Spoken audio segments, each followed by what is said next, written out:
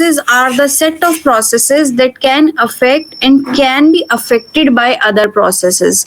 That means ये ऐसी processes होती हैं cooperating processes जिनके बीच में कोई ना कोई data structure, कोई common buffer, कोई file ऐसी होती है जिसको वो दोनों files एक साथ access कर रही होती हैं. So that means they are affected by others and they can affect others also.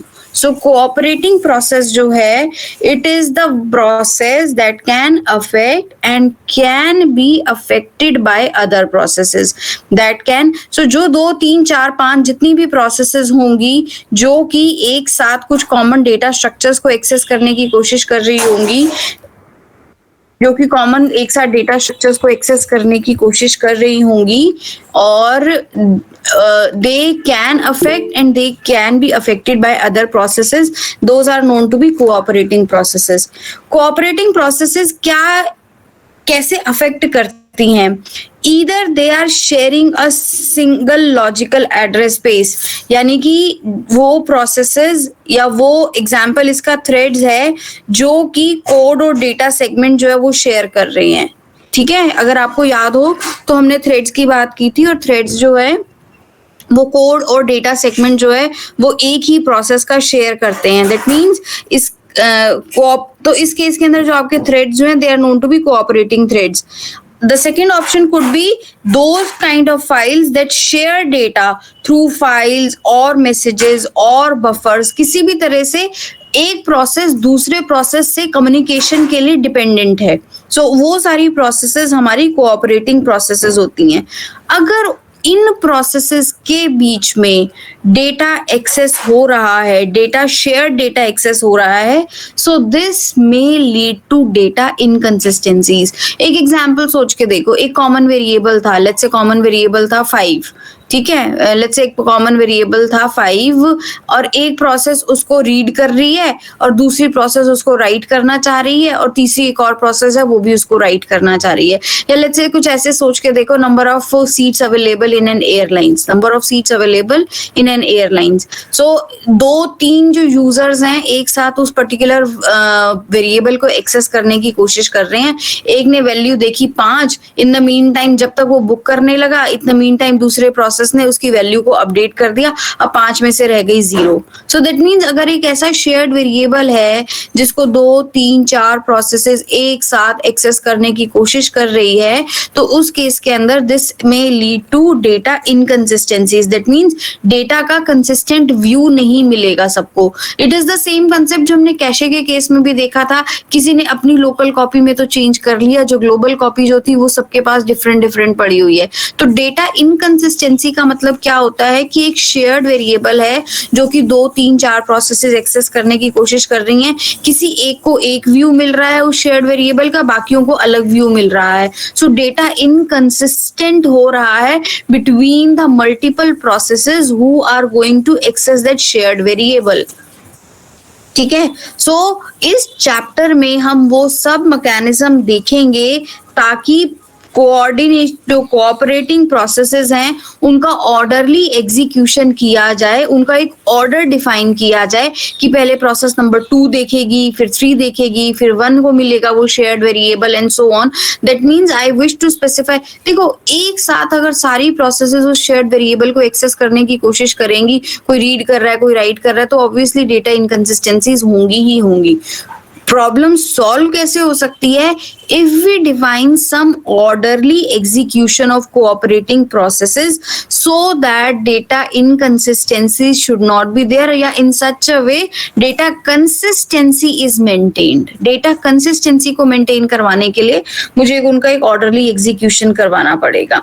ठीक है, प्रोसेसेस, अब ये बेसिक सी चीजें हैं जो हम देख चुके हैं, एक बार फिर देखते हैं. Processes can execute concurrently. Processes एक से ज्यादा चल रही होती हैं. 2 कोर्स हैं, मल्टी कोर है, और मल्टीपल कोर्स पे मल्टीपल प्रोसेसेस चल रही हैं. दे can B interrupted at any time. Partially complete execution हो सकता है, दोबारा किसी प्रोसेस का एग्जीक्यूशन जो हो सकता है वो स्टार्ट हो जाए. Concurrent access to share data में रिजल्ट इन डेटा इनकंसिस्टेंसी, ये हम बार बार अभी बात करके ही आ रहे हैं कि अगर प्रोसेसेस कॉन्करेंटली शेयर डेटा को एक्सेस कर रही हैं सो इसकी वजह से आपका इनकंसिस्टेंसीज हो सकती हैं. So the target of this chapter we are looking for the mechanisms that ensure orderly execution of cooperating processes.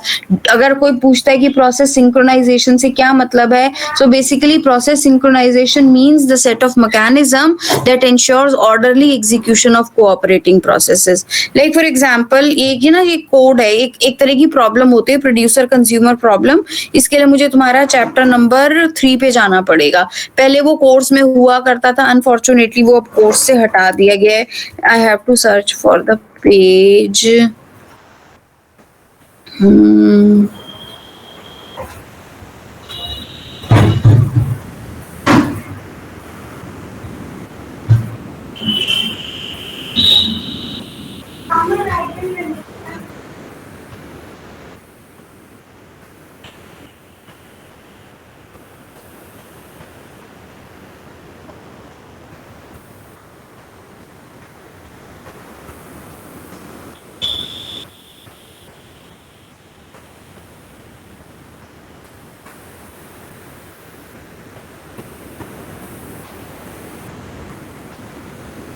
Okay, so now I am on page number 125 and the topic is inter-process communication. एक example दिया हुआ है कि processes के बीच में communication की क्यों जरूरत पड़ती है. एक एग्जाम्पल दिया हुआ है जो कि प्रॉब्लम है आपकी प्रोड्यूसर कंज्यूमर प्रॉब्लम. ये वाला टॉपिक पढ़ने के लिए आई एडवाइज, मैं तुम्हें यहाँ से इंटर प्रोसेस कम्युनिकेशन चैप्टर 3 में से पढ़ा रही हूँ. I will also really advice and recommend कि ये टॉपिक आप यहाँ से पढ़ेंगे तभी आप चैप्टर नंबर 5 के कंटेंट को पढ़ना शुरू करोगे, अदरवाइज चीजें बहुत अच्छे से समझ में नहीं आएंगी. सो it is my serious recommendation, please इस टॉपिक को चैप्टर नंबर 5 को पढ़ने से पहले सेक्शन 3.4 में से जितना मैं पढ़ा रही हूँ उसको अपने आप पढ़ोगे without keeping this thing in mind कि ये कोर्स में है या नहीं है. ठीक है. अच्छा, एक चीज और, this duty I am delegating to both the CRs.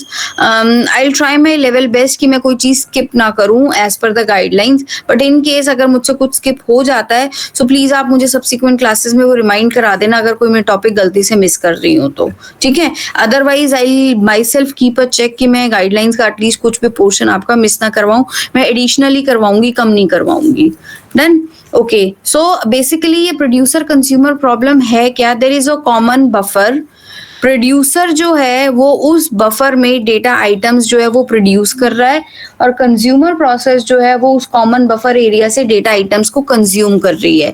So producer process is writing to the buffer and consumer process is consuming from the buffer. So for this we have maintain 2 pointers in and out. जो buffer जो है उसको आप एक one dimensional array समझ लीजिए, एक vector समझ लीजिए. तो every time an item is produced, तो वो कहाँ पर प्रोड्यूस होता है? इन पे प्रोड्यूस होता है और वो पॉइंटर जो है वो आपका इन से इंक्रीमेंट होके in+1 हो जाता है, फिर in+1 हो जाता है, फिर नेक्स्ट टाइम फिर in+1 हो जाता है एंड सो ऑन. कंज्यूमर भी जो है वो भी कंज्यूम कर रहा है उसी बफर में से. सो आपका कंज्यूमर जो है वो आउट को पॉइंट, कंज्यूमर प्रोसेस जो है वो जहां पर आउट है वहां से कंज्यूम करना शुरू कर रहा है. So every time it is consuming from out. Consumer, तुम्हें समझ में आ रहा है? Do you want me to draw?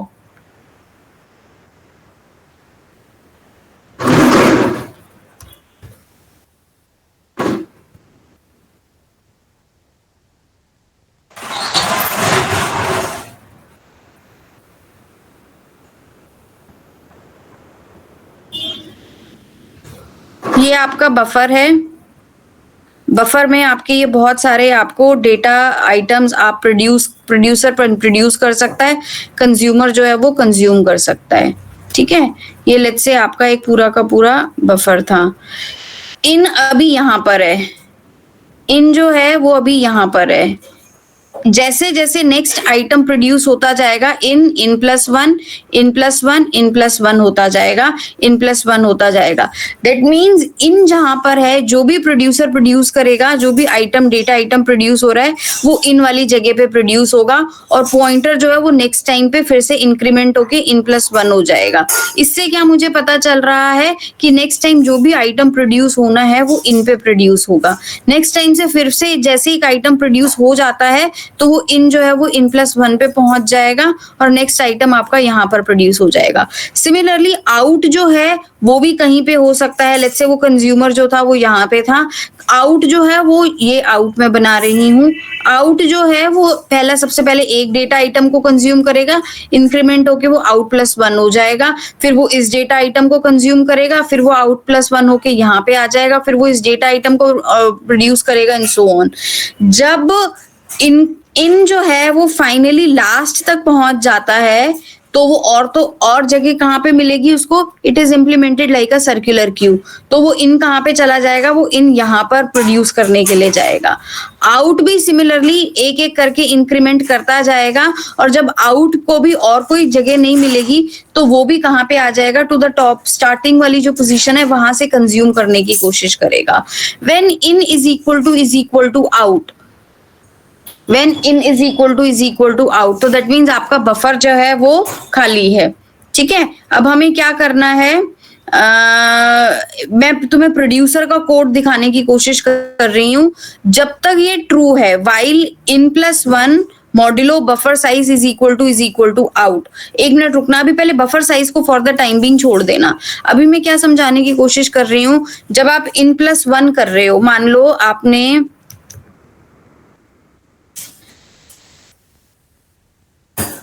आपका आउट यहां पर था, ठीक है, दैट मीन्स जब कंज्यूमर आएगा वो इस डेटा आइटम को कंज्यूम करेगा, बट प्रोड्यूसर प्रोड्यूस यहां से करता करता करता करता यहां पे आ गया है। तो जब इन जो था वो आउट के बराबर आ गया है, जब इन जो था वो आउट के बराबर आ गया है, सो दैट मीन्स ये आइटम कंज्यूम पड़ा हुआ है, ये आइटम भी पड़ा हुआ है, ये भी आइटम पड़ा हुआ है।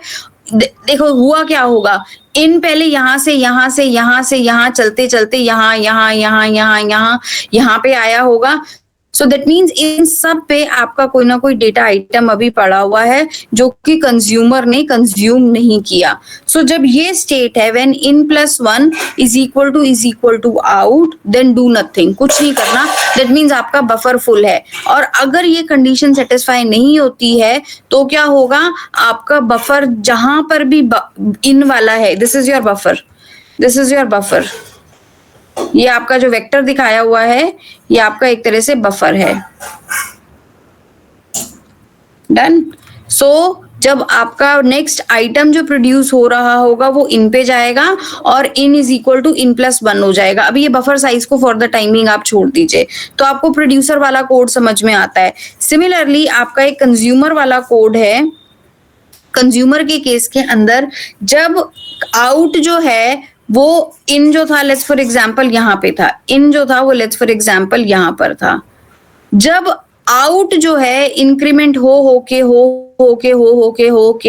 जब वो फाइनली इन पे पहुंच गया तो दैट मीन्स आपका बफर जो था वो खाली हो गया। जब आपका इन जो था वो आउट पे पहुंच जाता है तो दैट मीन्स आपका बफर जो है वो खाली हो गया। दैट मीन्स कंज्यूमर कुछ भी कंज्यूम नहीं कर सकता। नहीं तो जहां पर भी आउट वाली जो जगह है वो कौन से वेरिएबल में ले लो, नेक्स्ट कंज्यूम में ले लो और आउट को आउट प्लस वन कर दो। इस पूरे कोड को दिखाने का ऑब्जेक्टिव सिर्फ ये था कि मैं आपको ये समझा पाऊं that there is a common variable buffer या शेयर्ड एरिया बफर जिसको प्रोड्यूसर और कंज्यूमर दोनों के दोनों प्रोसेसेस जो हैं वो साइमल्टेनियसली एक्सेस करने की कोशिश कर रहे हैं। सो आपकी स्लाइड में प्रोड्यूसर का कोड दिखाया हुआ है, सिमिलरली आपका एक कंज्यूमर का कोड भी है जो मैं आपको दिखा चुकी हूँ। तो आपका स्लाइड में प्रोड्यूसर और कंज्यूमर दोनों के कोड दिखाए हुए हैं। ये दोनों स्निपेट्स जो हैं वो चैप्टर नंबर 3 से लिए गए हैं, बट इनका पूरा डिटेल डिस्क्रिप्शन इस चैप्टर नंबर 5 में आ रहा है। अब ये जो आपका इंक्रीमेंट प्लस प्लस हो रहा है, ये जो फॉर एग्जाम्पल आपका काउंटर प्लस प्लस हो रहा है या ये जो काउंटर माइनस माइनस हो रहा है, ये बेसिकली इंटरनल लेवल पे, हार्डवेयर लेवल पे, रजिस्टर लेवल पे काउंटर प्लस प्लस कैसे हो रहा होगा? काउंटर प्लस प्लस का क्या मतलब है कि इस काउंटर की वैल्यू किसी ना किसी सीपीयू रजिस्टर में गई होगी, उस सीपीयू रजिस्टर की वैल्यू को इंक्रीमेंट करवाया गया होगा, वो लेट्स वैल्यू रजिस्टर 1 में अपडेट हुई होगी और फिर रजिस्टर 1 की वैल्यू फिर से उस काउंटर वेरिएबल में गई होगी. So what I am saying is internally counter plus plus is implemented by these three instructions using the CPU registers. I hope I am clear. किसी को नहीं clear है तो I can stop here for a while and please I can repeat myself अगर किसी को ये point नहीं clear है तो. I'm saying counter plus plus वाला जो operation जो हमने यहाँ पर देखा था, counter plus plus हो रहा है या फिर counter minus minus हो रहा है, ये operation जो है ये internally कैसे implement होता है? This is implemented via these three instructions. ठीक था? Yes, ma'am.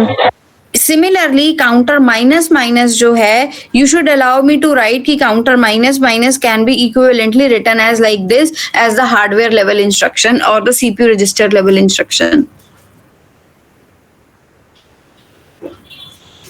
ठीक था? Yes, ma'am. हाँ जी, is it okay? Yes, ma'am. Okay. Yes, ma'am. So देखो, both these instructions, both producer and consumer code is working perfectly fine. अगर दोनों के दोनों अलग अलग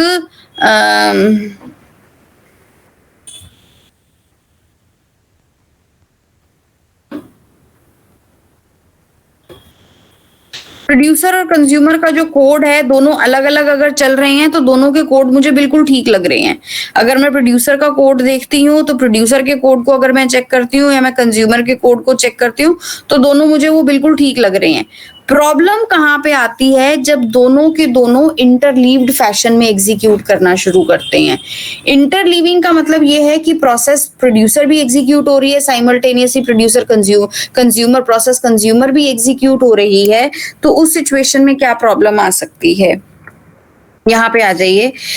अगर इनिशियली मान लीजिए काउंट की वैल्यू जो थी वो 5 थी, दैट मीन्स 5 आइटम जो है वो कंज्यूम हो चुके हैं. 5 आइटम कंज्यूम होने के बाद इन आइडियल सिचुएशन अगर उसके ऊपर प्रोड्यूसर काम करता है तो वो 6 हो गया और कंज्यूमर काम करता है तो वो दोबारा 5 हो गया. देखो, the idea is producer process, देखो काउंट को मैंने 5 रखा है, एक बार प्रोड्यूसर चले और एक बार कंज्यूमर चले तो in ideal situation the value should remain to 5. Producer पहले चल लेगा तो वैल्यू 6 हो जाएगी, फिर कंज्यूमर चलेगा तो वैल्यू 5 हो जाएगी, या फिर कंज्यूमर पहले चल लेगा तो वैल्यू 4 हो जाएगी और प्रोड्यूसर बाद में चल लेगा तो वैल्यू फिर से 5 हो जाएगी. दैट मीन्स अगर ये दोनों प्रोसेसेस अलग अलग चल रही हैं तो एक बार प्रोड्यूसर चला और एक बार कंज्यूमर चला तो वैल्यू 5 की 5 ही रहेगी. But problem comes when the two processes are executing in interleaved fashion. तो अब हम उसको समझने की कोशिश करते हैं. एट टाइम 0, ये S0, S1, S2, S4 जो लिखे हुए हैं ये टाइम 0 है, मतलब टाइम 0, टाइम 1, टाइम 2, टाइम 3 की यूनिट्स की तरह से दिया हुआ है. प्रोड्यूसर ने फर्स्ट वाली इंस्ट्रक्शन को एग्जीक्यूट किया, रजिस्टर के अंदर काउंटर की वैल्यू आ गई 5. रजिस्टर के अंदर जो वैल्यू 5 आई थी वो 5 इंक्रीमेंट होके 5 + 1 6 हो गई. सो रजिस्टर 1 के अंदर भी वैल्यू 6 थी, बट वो वैल्यू काउंटर में अपडेट होने से पहले ही कंज्यूमर ने अपनी कौन सी इंस्ट्रक्शन चला दी? कंज्यूमर ने ये वाली इंस्ट्रक्शन चला दी कि काउंटर की वैल्यू जो थी वो रजिस्टर 2 में आ जाए. सो बेसिकली उसने जो रजिस्टर में जो एक्चुअल वैल्यू 6 जो होने वाली थी या काउंटर में वैल्यू जो अपडेट 6 होने वाली थी उसकी बजाय उसने डर्टी रीड करके पुरानी वाली कॉपी को पढ़ लिया काउंटर की. उसने कौन सी कॉपी को अपना पढ़ा? उसने पास कौन सी वैल्यू आ गई रजिस्टर 2 के अंदर? 5. और उसने वो वैल्यू जो थी वो डिक्रीमेंट करके 4 कर दी और उसके बाद आपका टाइम 4 पे रजिस्टर 1 की वैल्यू काउंटर में चली गई और टाइम 5 पे रजिस्टर 2 की वैल्यू काउंटर पे चली गई. I am just giving you a minute, please read the code line by line which is shown here. Please read the code line by line so that हम इसके outcomes को discuss कर सकें. Yes, ma'am. Let's wait for others also. If you are done, please let me know. I'm waiting. Ma'am. Done, ma'am. Ma'am, done. Yes, ma'am. So problem कहाँ पे आ रही है कि दो प्रोसेसेस इंटरलीव्ड फैशन में एक कॉमन वेरिएबल है, let's say counter, उसको एक्सेस करने की कोशिश कर रहे हैं। उसकी वजह से एज अ रिजल्ट एक प्रोसेस ने उसका अपडेशन कंप्लीट नहीं किया और एज दूसरी प्रोसेस ने उसको ऑल्टर करना शुरू कर दिया। So it is leading to data inconsistency. In ideal situation the value should be 5 but now the value is coming out to be 4। Consider S4 and S5 are swapped. मान लो S4 जो है वो बाद में होती और S5 जो है वो पहले हो गई होती, तो क्या वैल्यू रह गई होती काउंटर की? 6 आ जाती, तो उस टाइम पे 6 हो जाती, which is again a wrong thing, जो कि नहीं होना चाहिए था। इन आइडियल सिचुएशन आपका वैल्यू 5 थी, एक बार प्रोड्यूसर चलेगा, एक बार कंज्यूमर चलेगा, तो एक बार इंक्रीमेंट होगी और एक बार डिक्रीमेंट होगी, तो वैल्यू 5 की 5 रहनी चाहिए। बट इस सिचुएशन में क्योंकि वो दोनों प्रोसेसेस इंटरलीव्ड फैशन में एग्जीक्यूट हो रही हैं, एक ने मैनिपुलेशन करनी शुरू करी, एक ने डेटा को मॉडिफाई करना शुरू किया, बट वो पूरी तरह से मॉडिफाई हो नहीं पाया, दूसरे ने डर्टी रीड कर लिया और दोनों के दोनों प्रोसेसेस ने अपनी वैल्यू राइट कर दी। पहले प्रोड्यूसर राइट कर दे फिर कंज्यूमर राइट कर दे तो 4 हो जाएगा, पहले कंज्यूमर राइट कर दे फिर प्रोड्यूसर राइट कर दे तो वैल्यू जो है वो 6 हो जाएगी, जो दोनों की दोनों वैल्यूज जो है वो गलत हैं। सो वी हैव सीन अगर प्रोसेसेस इंटरलीव्ड फैशन में एग्जीक्यूट कर रही हैं, so it may lead to data inconsistency. So we came to the section की processes, there is some, I hope कुछ मिस हो गया है, let me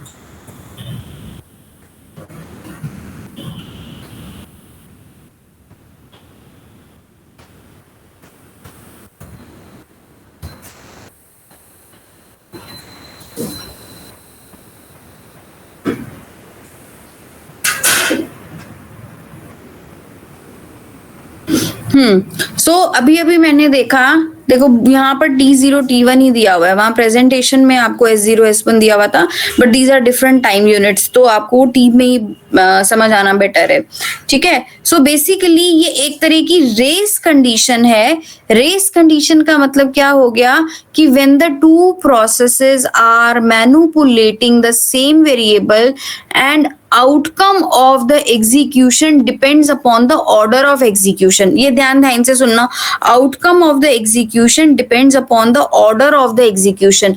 अगर प्रोड्यूसर पहले चल रही थी और कंज्यूमर बाद में चल रही थी तो फाइनल वैल्यू 4 हो रही थी, और अगर कंज्यूमर पहले चल रही थी और प्रोड्यूसर बाद में चल रही थी तो फाइनल वैल्यू 6 हो रही थी। So this is known to be a race condition. दोनों प्रोसेसेस जो हैं किसी शेयर्ड वेरिएबल को एक्सेस करने की कोशिश कर रही हैं and the outcome of the execution depends upon the order of the execution. Line को यहाँ से पढ़ो, a situation like this where several processes access and manipulate the same data concurrently and the outcome of the execution depends upon the particular order in which the access takes place is called the race condition. This definition is very important. I'm just giving you a minute to you please read this definition. Race condition क्या होती है, और तुम्हें I hope इस context से समझ में आ गया होगा कि अगर T4 पहले हो रहा है और T5 बाद में हो रहा है तो 4 वैल्यू आ रही है, और अगर T5 पहले हो रहा है और T4 बाद में हो रहा है तो वैल्यू 6 हो रही है। तो दोनों प्रोसेसेस किस ऑर्डर में वो चला रही हैं, इसकी वजह से आउटकम जो है वो चेंज हो रहा है। तो ये रेस कंडीशन है, जो कि आइडियल सिचुएशन में रेस कंडीशन नहीं होनी चाहिए। एक बार प्रोड्यूसर चल रहा है और एक बार कंज्यूमर चल रहा है तो वैल्यू जो है वो कंसिस्टेंट 5 रहनी चाहिए, ठीक है। Read the definition of race condition.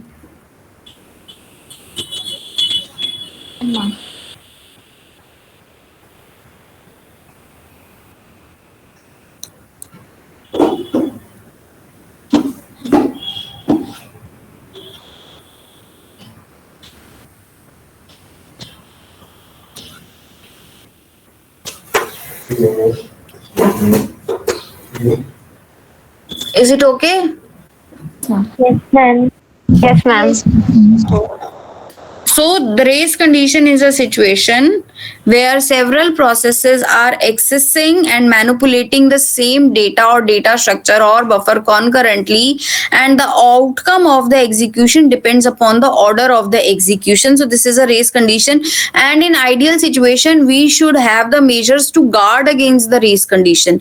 By any means हमारे सिस्टम में रेस कंडीशन जैसी चीजें नहीं होनी चाहिए, डेटा इनकंसिस्टेंसीज नहीं होनी चाहिए, और उसको इंश्योर करने के लिए कि हमारे सिस्टम में रेस कंडीशन ना हो, डेटा इनकंसिस्टेंसीज ना हो, मुझे क्या इंश्योर करना पड़ेगा कि एक ही प्रोसेस एट अ टाइम पे अगर वो काउंटर को मैनिपुलेट कर रही थी तो उसका काउंटर का काम पूरा हो जाना चाहिए था. दैट मीन्स T0 T1 के बाद T2 T3 नहीं चलने चाहिए थे, T0 T1 के बाद T4 चलना चाहिए था.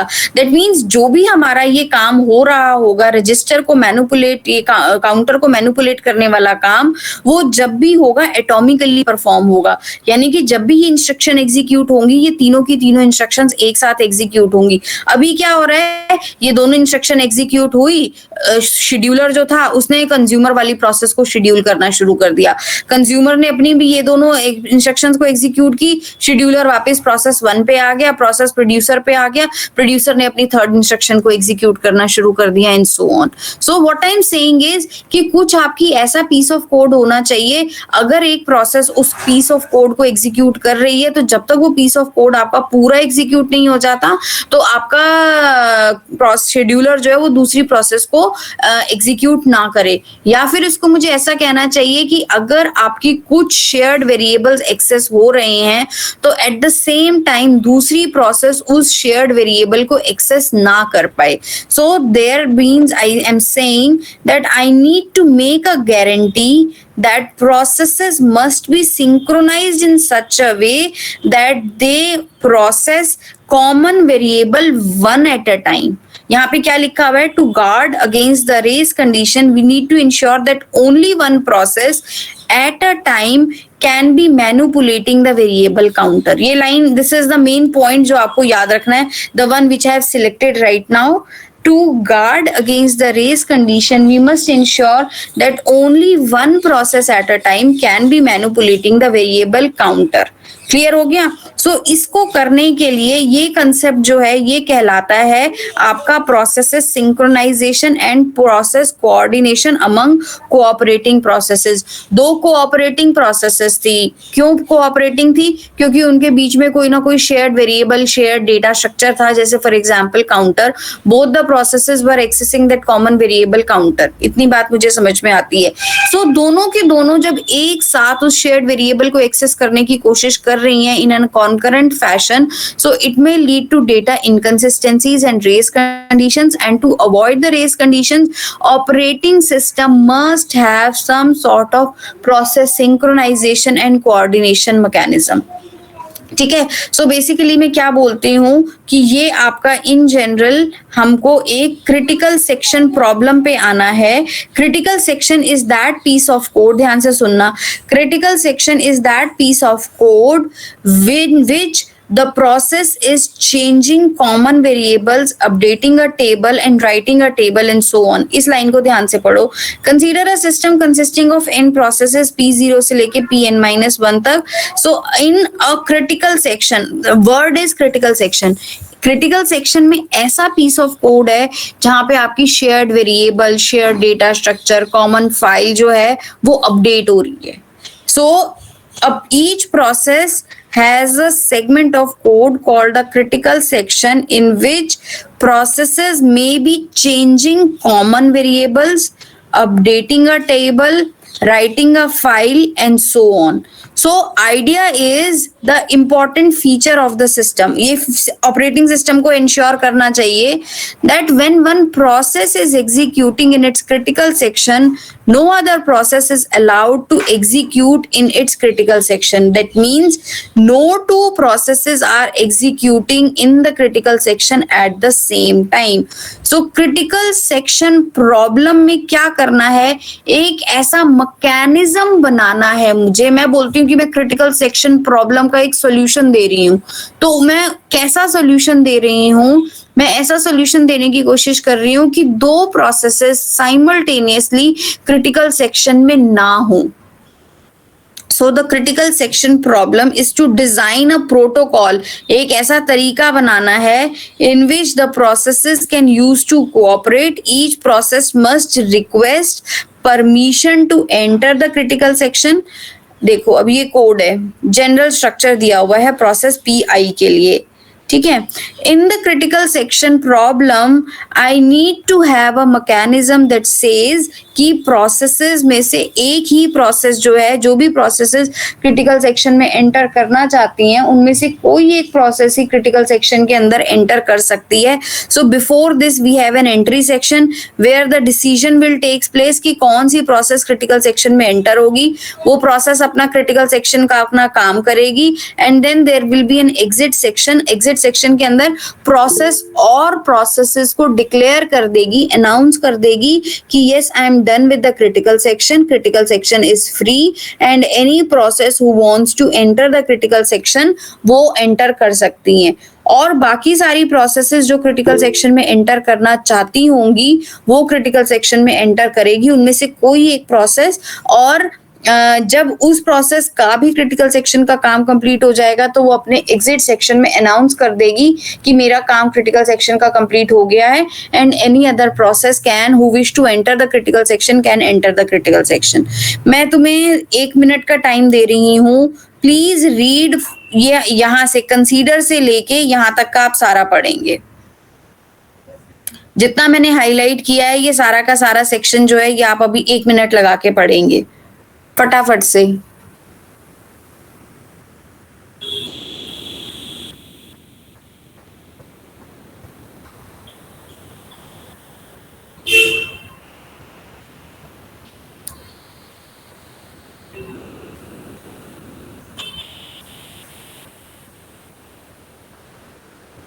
And if any smallest thing, even if it is not clear, then do ask me. Because ये इंपॉर्टेंट टॉपिक है. अगर कुछ भी छोटी सी चीज भी अगर अभी नहीं समझ में आ रही है तो आई एम जस्ट वेटिंग, मुझसे अभी पूछेंगे आप.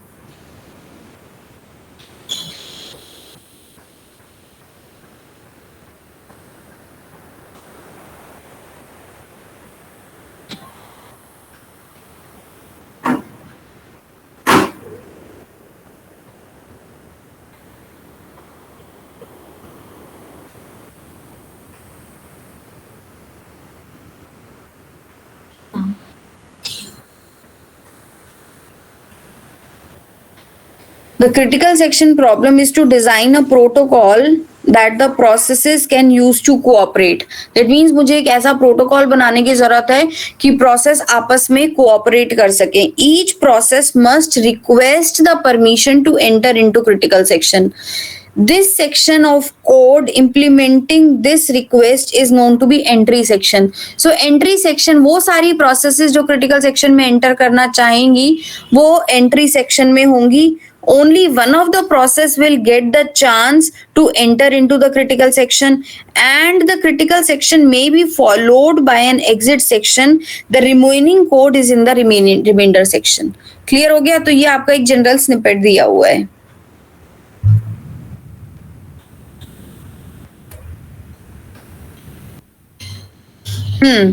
सो यहाँ पे भी आपको यही चीजें दी हुई है, मैं यहीं से समझाने की कोशिश करती हूँ. So let's consider a system which is containing P0 से लेके Pn-1 तक प्रोसेसेस हैं. Each process has a critical section segment of code. Processes may be changing common variable, updating table, writing files. When process in the critical section, no other process is allowed to enter the critical section. When one process is in the critical section, no other process is allowed to enter the critical section. Critical section problem is to design protocol to solve this. Each process must ask permission to enter the critical section in the entry section and may follow the critical section with exit section and the remainder section. ठीक था? Okay, ये आपको दिया हुआ है. यानी कि कुछ ऐसा स्ट्रक्चर होना चाहिए था कि आपकी एक प्रोड्यूसर प्रोसेस होनी चाहिए थी, उसके अंदर आपका एक एंट्री सेक्शन होना चाहिए था. उस एंट्री सेक्शन के अंदर डिसाइड होगा कि प्रोसेस प्रोड्यूसर वाली क्रिटिकल सेक्शन में एंटर करेगी या कंज्यूमर वाली क्रिटिकल सेक्शन में एंटर करेगी, और लास्ट में उसका एक एग्जिट सेक्शन होना चाहिए था. This piece of code is taken from this diagram, has been just an extension of this diagram, कि हर प्रोसेस जो क्रिटिकल सेक्शन में एंटर करना चाहती है उससे पहले अपनी एंट्री सेक्शन में होगी, और एंट्री सेक्शन में वही चेक करेगी कि क्या कोई प्रोसेस क्रिटिकल सेक्शन में नहीं है. अगर कोई प्रोसेस क्रिटिकल सेक्शन में नहीं है तो वो खुद एंटर कर जाएगी. Done. So there are 3 solutions to the critical section problem. That means ये क्या topic है? There are the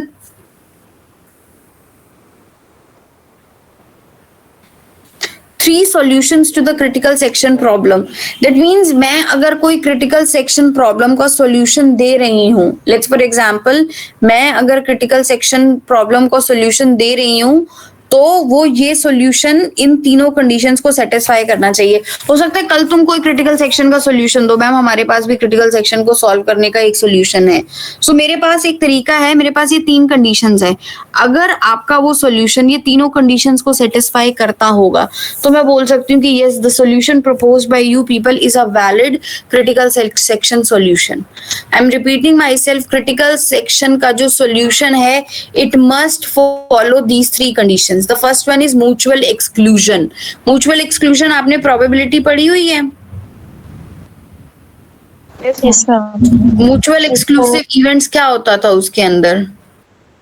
Which have nothing in common, ma'am. A intersection. Anyone who can answer? Ma'am, A in common A intersection B. दोबारा बताओ. Ma'am, A intersection B equals 0. That is, they have nothing in common. Yes, ma'am. आवाज तो बहुत ही कम आ रही है. A intersection B. Ma'am, A Yes, ma'am. A intersection B is fine. Equals to That is, there is nothing yes, ma'am, in common.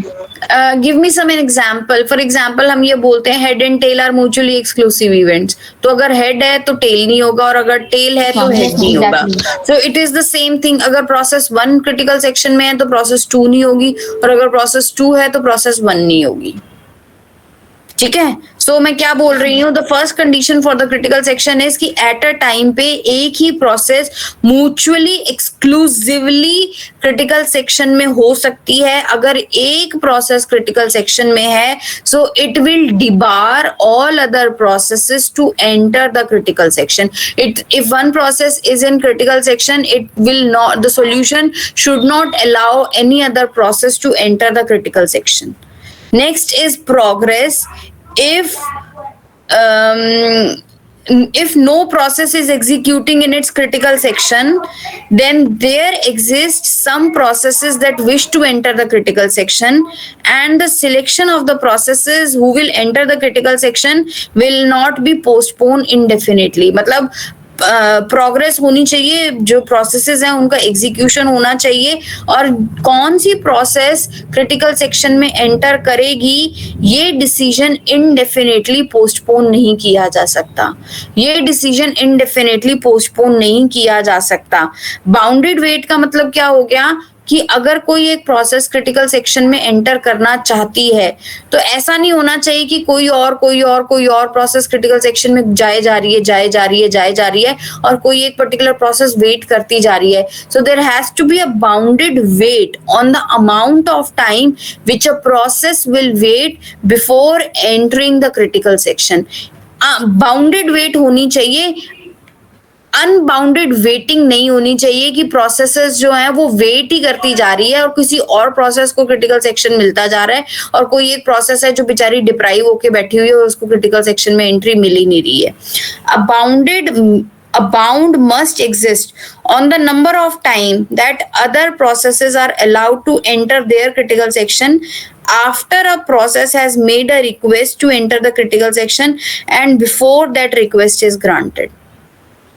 So mutual exclusion समझ में आता है, progress समझ में आता है कि आपका ये जो डिसीजन जो है ये it can not be postpone indefinitely, कि हम पोस्टपोन ही करते जा रहे हैं कि कोई एक प्रोसेस एंटर करेगी, वो कौन सी प्रोसेस एंटर करेगी वो पोस्टपोन इंडेफिनेटली नहीं हो सकता, और हर प्रोसेस के लिए एक बाउंडेड वेट होना चाहिए. Done. Okay, now this is something a little important. आपके ये जो डेटा स्ट्रक्चर की जो मैंने बात की है, या शेयर्ड वेरिएबल की बात की है, या कॉमन वेरिएबल की बात की है, ये सिर्फ यूजर स्पेस का वेरिएबल नहीं हो सकता. It can be your kernel variables also, kernel data structures also. For example, आपके मेमोरी मैनेजमेंट के ऐसे बहुत सारे डेटा स्ट्रक्चर्स होते हैं जो सारी की सारी फाइल्स एक साथ एक्सेस करने की कोशिश करती है. Like for example free memory blocks. Free memory block मतलब कौन कौन से मेमोरी में ऐसे एड्रेसेस हैं जो फ्री पड़े हुए हैं जो प्रोसेस यूज कर सकती है. कोई भी दो प्रोसेसेस सिस्टम में आती हैं, उन दोनों प्रोसेसेस को ये वाला डेटा स्ट्रक्चर को एक्सेस करने की जरूरत है कि फ्री मेमोरी कितनी पड़ी हुई है. So I am repeating myself, सिर्फ इतना समझने की कोशिश करो कि आपके कर्नल मोड में भी ऐसे डेटा स्ट्रक्चर्स हो सकते हैं जिनको प्रोसेसेस एक साथ एक्सेस करने की कोशिश करती है. ठीक है. So at a given point in time many kernel mode processes may be active in the operating system. As a result, code implemented in an operating system is subject to several possible race conditions. अब example दिया हुआ है list of the open files. This list must be modified when a new file is opened or closed. If two processes were to open files simultaneously, the separate update to this file can result in a race condition. मैं दोबारा से समझाने की कोशिश करती हूँ. हमने ये देखा था कि processes user mode to kernel mode में ट्रांजिशन करती हैं. मान लो दो प्रोसेसेस एक साथ कर्नल मोड में ट्रांजिशन करके एक कॉमन डेटा स्ट्रक्चर को एक्सेस करने की कोशिश कर रही हैं. सो अगर दो प्रोसेसेस कर्नल मोड में कर्नल के डेटा स्ट्रक्चर को एक्सेस करने की कोशिश कर रही हैं, so this might be a race condition. ठीक है. Now how the operating system handles this race condition. There are the two approaches on if the kernel is preemptive or non-preemptive. Preemptive का मतलब क्या होता है कि क्या एक प्रोसेस अगर एग्जीक्यूट हो रही है, बेशक वो कर्नल मोड में एग्जीक्यूट हो रही है, तो क्या उससे सीपीयू का कंट्रोल पहले ही खाली करवाया जा सकता है? क्या सीपीयू उससे पहले ही खाली करवाया जा सकता है? या फिर नॉन प्रीएम्प्टिव कि एक प्रोसेस अगर कर्नल मोड में चल रही है तो उससे सीपीयू तब तक नहीं खाली करवाया जाएगा जब तक वो वॉलेंटरली सीपीयू का कंट्रोल नहीं छोड़ती. ठीक है. या फिर वो खुद अपने आप ब्लॉक नहीं होती या वो टर्मिनेट नहीं होती है जब तक वो सीपीयू खुद नहीं छोड़ती. प्रीएम्प्टिव मतलब पहले खाली करवा लेना, नॉन प्रीएम्प्टिव मतलब पहले खाली ना करवा लेना. इसको ऐसे समझने की कोशिश करो, एक प्रोसेस जो थी, लेट्स से वो कर्नल मोड में एग्जीक्यूट हो रही थी, तो कोई और अगर प्रोसेस अगर कर्नल मोड में आती है तो क्या आपका प्रीएम्प्टिव कर्नल है या नॉन प्रीएम्प्टिव कर्नल है, ये इस पे डिपेंड करता है. प्रीएम्प्टिव कर्नल हुआ तो प्रीएम्प्ट हो जाएगी वो प्रोसेस कर्नल मोड में से, उस पर्टिकुलर डेटा को छोड़ना पड़ेगा उसको, और कोई और प्रोसेस जो है let's say higher priority process आई है तो वो कर्नल मोड में दूसरी प्रोसेस को टेक केयर करना शुरू करेगी, उस डेटा स्ट्रक्चर को यूज करना शुरू करेगी. नॉन प्रीएम्प्टिव का मतलब क्या हो गया कि अगर एक प्रोसेस कर्नल मोड में चल रही है, अगर एक प्रोसेस कर्नल मोड में चल रही है और अगर कोई हायर प्रायोरिटी प्रोसेस आती है तो जो पहले वाली प्रोसेस है वो तब तक कर्नल को नहीं छोड़ेगी जब तक वो वॉलेंटरली सीपीयू का कंट्रोल नहीं छोड़ना चाहती. सो यहाँ पे दोबारा से पढ़ने की कोशिश करते हैं. Pre-emptive means allows preemption of process when running in kernel mode. Non-preemptive means runs until exit kernel mode blocks or voluntarily leaves the CPU, voluntarily yields the CPU. So in ideal situation देखो मुझे पता नहीं, समझ ऐसा लग रहा है शायद तुम्हें थोड़ा समझने में मुश्किल लग रहा होगा, मैं एक बार फिर एक्सप्लेन करने की कोशिश करती हूँ. आइडिया इज कि आपके कर्नल में भी ऐसे डेटा स्ट्रक्चर्स हो सकते हैं जिनको एक से ज्यादा प्रोसेस साइमल्टेनियसली एक्सेस करने की कोशिश कर सकती है. अगर साइमल्टेनियस एक्सेसिंग हो रही है so it may lead to race condition. यहाँ तक आई होप समझ में आता है। इस रेस कंडीशन को अवॉइड करने के लिए we have two approaches depending whether kernel can be preemptive और it can be non preemptive. Non preemptive का मतलब क्या है? अगर कर्नल एक डेटा स्ट्रक्चर को एक्सेस कर रहा है तो उससे कोई और प्रोसेस खाली नहीं करवा सकती सीपीयू। दैट मीन्स सीपीयू उसी प्रोसेस के ऊपर काम करता रहेगा, उसी प्रोसेस को कंटिन्यू करता रहेगा जब तक कि वो प्रोसेस खुद अपना कंट्रोल नहीं छोड़ती। दूसरी ऑप्शन कुड बी कि अगर कोई एक हायर प्रायोरिटी प्रोसेस आई है तो चाहे पहली प्रोसेस कर्नल मोड में भी एक्सेस कर रही होगी। रूम में देखो,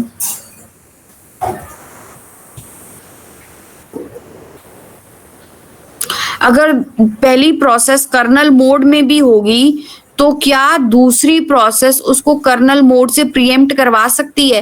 देखो ये तो बड़ी यूजुअल सी चीज है कि हम यूजर मोड में बात करते थे कि एक प्रोसेस P1 चल रही थी, दूसरी प्रोसेस हायर प्रायोरिटी प्रोसेस आई तो सीपीयू जो है वो P1 को छोड़ेगा और P2 को एग्जीक्यूट करना शुरू कर देगा। ये तो बट नेचुरल है, ये मैं बार बार बोल रही हूँ और ये बार बार हमने पढ़ भी लिया है कि ये इस तरह का इंटरलीव्ड एग्जीक्यूशन जो होता है वो प्रोसेसेस का होता है और इसकी वजह से एक इल्यूजन क्रिएट होता है कि यूजर को लगता है सारी की सारी प्रोसेसेस चल रही हैं। But processor eight a time पे एक ही प्रोसेस को एग्जीक्यूट करता है और वो दूसरी प्रोसेस का कंट्रोल छोड़ता है और वो तीसरी प्रोसेस के पास चला जाता है। ये चीज हमें पता थी। बट क्या अगर वो कर्नल मोड में होगा तो भी क्या प्रीएम्प्शन हो सकता है? क्या वो कर्नल मोड में है तो भी क्या प्रीएम्प्शन हो सकता है? प्रीएम्प्शन हो भी सकता है और नहीं भी हो सकता है, डिपेंडिंग अपॉन कि ऑपरेटिंग सिस्टम में कैसे ये चीज करवाई गई है। अगर तो वो नॉन प्रीएम्प्टिव कर्नल हुआ तो अगर एक प्रोसेस कर्नल मोड में है तो वो प्रीएम्प्ट नहीं की जा सकती। अगर वो प्रीएम्प्ट नहीं की जा सकती तो ऑब्वियसली रेस कंडीशन तो कभी होगी ही नहीं। अग्री और नॉट? अगर तो वो प्रोसेस प्रीएम्प्ट, अगर वो कर्नल मोड में थी और लेट्स से कॉमन वेरिएबल जो था बफर को रीड कर रही थी, राइट कर रही थी, जब कोई दूसरी प्रोसेस प्रीएम्प्ट करवा ही नहीं रही तो वो प्रोसेस अपना काम करेगी कंप्लीट, फिर प्रोसेस का कंट्रोल छोड़ेगी, तब जाके वो कॉमन शेयर्ड वेरिएबल जो है, डेटा स्ट्रक्चर जो है, बफर जो है, वो किसी दूसरी प्रोसेस को मिलेगा। सो इस सिचुएशन में तो रेस कंडीशन हो ही नहीं रही। बट ये जो आपका जो नॉन प्रीएम्प्टिव कर्नल जो होता है, यहाँ पर प्रॉब्लम ये होती है कि this type of architecture is not suitable for time shared real time system, जहां पर मैं बात करती थी कि किसी भी प्रोसेस को, हायर प्रायोरिटी प्रोसेस को या किसी भी प्रोसेस को वेट नहीं करवाया जाएगा। जैसी कोई आई होप आपको चैप्टर नंबर 1 याद होगा, हमने रियल टाइम प्रोसेसेस पढ़ी थी और हमने देखा था कि वहां पे रिजिड टाइम कंस्ट्रेंट्स होते हैं। कोई भी प्रोसेस जैसे ही सिस्टम में आ रही है उसका इमीडिएट एग्जीक्यूशन होना चाहिए। अगर टाइमिंग कंस्ट्रेंट्स मैच नहीं हो पा रही तो it will lead to immediate failure. और हमने देखा था ऑफिस ऑटोमेशंस वगैरह जो होते हैं वहां पे जैसे ही कोई सिग्नल मिलता है इमीडिएटली प्रोसेस को एग्जीक्यूट होना होता है। सो अगर मैं यहाँ से मैं पढ़ना दोबारा शुरू करती हूँ, obviously a non preemptive kernel is essentially free from the race condition on kernel data structures, only one process is active in the kernel at a time. I hope ये लाइन अब काफी हद तक मैं समझा पाई हूँ। Preemptive kernel are especially difficult to design since in these environment it is possible for two kernel mode processes to run simultaneously on different processors। अब क्या हो रहा है, दो अलग अलग प्रोसेसेस साइमल्टेनियसली चल रही हैं, चाहे वो कर्नल मोड में क्यों ना हो, और हो सकता है दो वो अलग अलग प्रोसेसर्स पे चल रही हो, दो अलग अलग प्रोसेसर पे चल तो रही हैं बट एक कॉमन डेटा स्ट्रक्चर जो है वो एक्सेस करने की कोशिश कर रही हैं। A preemptive kernel may be more responsive since there is less risk that a kernel mode process will run for an arbitrary long period before relinquish होता है leave करना control, before leaving the processor to the waiting process. Preemptive kernel is more suitable for real-time programming as it will allow a real-time process to preempt a kernel currently running in the kernel. यहाँ पे मैं 1 minute दोबारा समझाने की कोशिश करती हूँ क्योंकि टॉपिक थोड़ा सा ट्रिकी है, इसलिए मुझे भी थोड़ी सी मुश्किल लग रही है। आई विश मेरे पास ब्लैक बोर्ड होता समझाने के लिए, बट एनीवेज मैं समझाने की कोशिश करती हूँ। ये बात मुझे समझ में आ गई कि नॉन प्रीएम्प्टिव कर्नल होता तो रेस कंडीशन हो ही नहीं सकती, क्योंकि सीपीयू पहले छुड़वाया ही नहीं जा रहा, कंट्रोल सीपीयू का छोड़ा ही नहीं जा रहा। एक प्रोसेस अगर किसी एक कॉमन डेटा स्ट्रक्चर को एक्सेस कर रही है तो वो अपनी मर्जी से उस कॉमन डेटा स्ट्रक्चर को छोड़ेगी, उससे जबरदस्ती छुड़वाया नहीं जा सकता। डन। दूसरी ऑप्शन है प्रीएम्प्टिव कर्नल। अब इसकी ड्रॉबैक क्या है नॉन प्रीएम्प्टिव कर्नल की? अगर कोई एक हायर प्रायोरिटी प्रोसेस आई, लो प्रायोरिटी प्रोसेस तो कर्नल मोड में चले जा रही है और हायर प्रायोरिटी प्रोसेस जो है वो वेट कर रही है। So this is not a good solution for a real time system, because this type of system is really not responsive preemptive kernel. Operating system designers go for preemptive kernel architecture in which there is less risk that a kernel mode process will run for an arbitrary long period before leaving the processor to the waiting process. Done? ठीक है। So with this I am just stopping here, but believe me girls ये topic आगे जाके और tricky हो जाएगा, इसीलिए जितना मैंने पढ़ाया है ये मंडे वाली क्लास में आप